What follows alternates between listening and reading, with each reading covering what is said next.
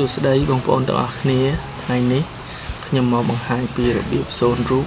ធ្វើជាប៉ាន់តែរបស់ប្រើប្រាស់ប្រចាំថ្ងៃរបៀបសូនរូបនេះដែរយើងយកដីមកកិនហើយបន្ទាប់មកយើងយកមកដាក់លើពុំវាអញ្ចឹងហើយដៃយើងគឺចាប់ឡើង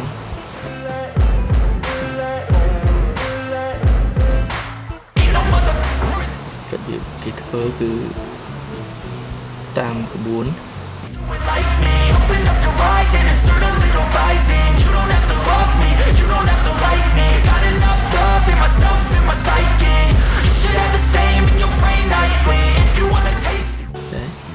គេចាប់រួមហើយ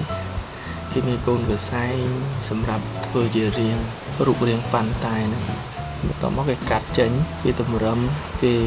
គម្រិចមៀតវាធ្វើក្បាលខាងលើគេកាត់ចេញហើយគេតម្រឹមវាឲ្យស្មើពូតឲ្យស្អាតហើយបន្ទាប់មកគេយកទៅដាក់នៅទឹកហាល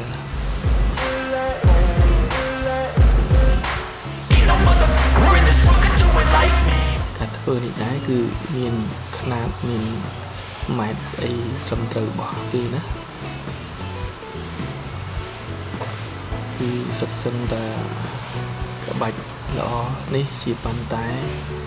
ក្បាលដំរីប៉ាន់តែក្បាលដំរីតែយើងបិទយើងមានក្បាច់ផ្កា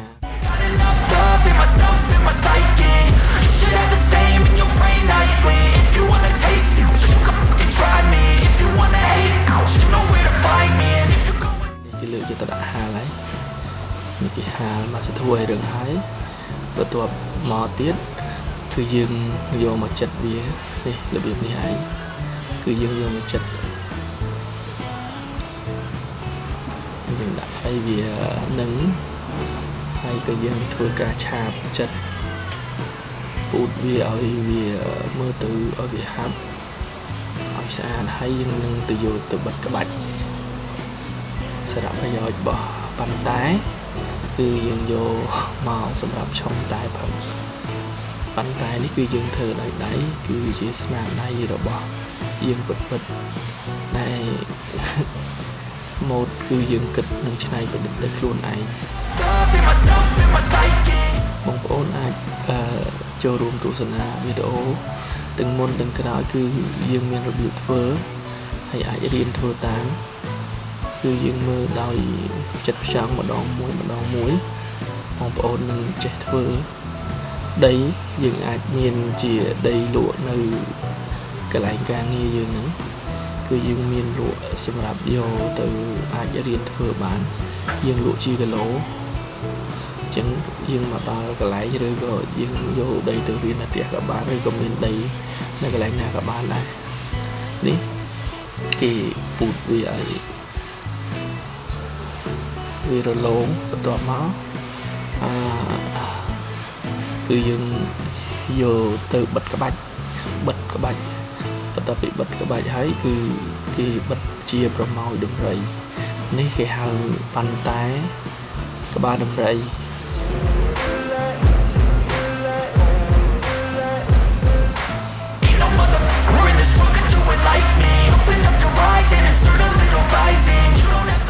នេះគឺយើងចាក់ពុំក្បាច់ដើម្បីបិទលើរចនាបថលើប៉ាន់ឲ្យវារំលេចម៉ូដកាន់តែស្អាតបាញ់នេះគឺជាទឹកអង្សាវាសម្រាប់បិទគេលាបមកបិទលើរូបហ្នឹងឯងចឹងបិទតាមមួយជំហានម្ដងហើយប៉ាន់តែនេះតម្រាំធ្វើបានប្រើរយៈពេលតាំងដុតទៅជាសេរ៉ាមិករយៈពេលហើយជាមួយខែបានកើតទៅជាប៉ាន់តែសេរ៉ាមិកដល់ប្រណិតអញ្ចឹងបងប្អូនអាចមើលតាមខ្ញុំដែលខ្ញុំបកស្រាយពីរបៀបធ្វើជាជំហានដែលคล้ายទៅជាប៉ាន់តែសេរ៉ាមិកហ្នឹងយើងធ្វើអញ្ចឹងឆ្លាក់នេះគេចោះរុនដាក់គេហៅចពួយតែហ្នឹងក្បាលដំរី នឹងគេផ្សារភ្ជាប់គេបិទទៅជាប្រម៉ោយដំរីគេធ្វើរូបរាងប្រម៉ោយដំរី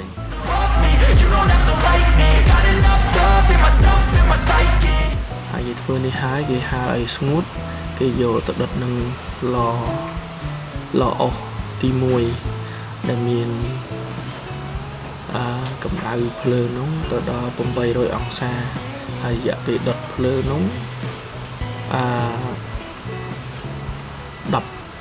10ម៉ោងជាង10ម៉ោងទៅមកដល់10ម៉ោងបានវារឹងគេធ្វើតាមលំនាំរូបដំរីពិតគេធ្វើគេមានក្បួនគេមានក្បាច់គេមានម៉ូដរបស់ពួកយើងដែលធ្វើហ្នឹងហើយយើងអត់មានទៅនេះទេយើងបង្ហាញយើងទុកជាគេដំណើរដល់គុណខ្មែរចំនួនក្រោយហើយយើងអាចទទួលកំងធ្វើរបស់ប្រើប្រាស់គ្រប់ម៉ូដគ្រប់បែបឲ្យតែបងប្អូនមានជាម៉ូដមកពួកយើងនឹងអាចធ្វើបានហើយ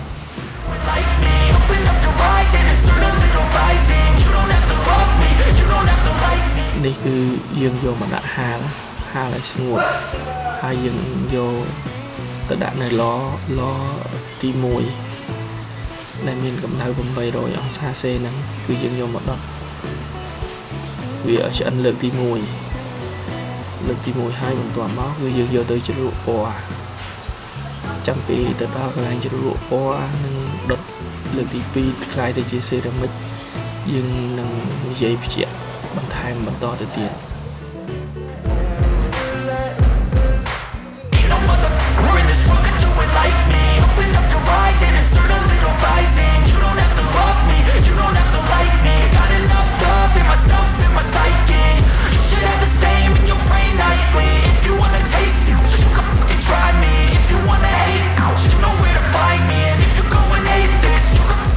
ឆ្អិនហើយ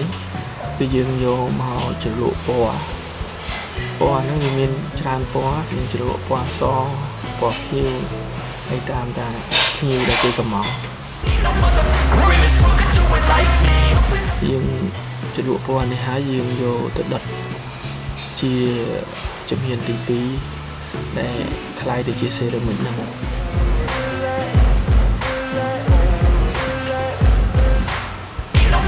នេះការបញ្ចូលឡជំហានទី2ហើយคล้ายទៅជាសេរ៉ាមិចហើយដូច្នេះបងប្អូនអាចមើលតាម level តាមល្បាក់វានឹងអាចចេះធ្វើដូច្នេះសូមបងប្អូនមានចម្ងល់អាចចូលទៅ comment នៅខាងក្រោមហ្នឹងមានសំណួរអីសួរមកខ្ញុំនឹងឆ្លើយហើយបើបងប្អូនចង់បានដីទិញ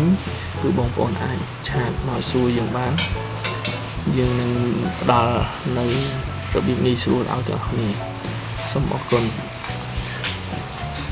សូមកុំភ្លេច Subscribe comment like និង share ផងដើម្បីយើងផលិតវីដេអូថ្មីបន្ត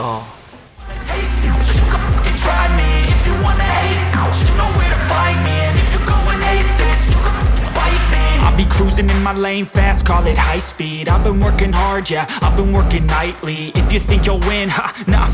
likely. I be taking shots, yeah, cold-blooded, icy. Watching numbers grow is what I call sightseeing. In the front row, run it up when they hype me. The following grows, they know how to ignite me. Call me CEO, I've been running right, see.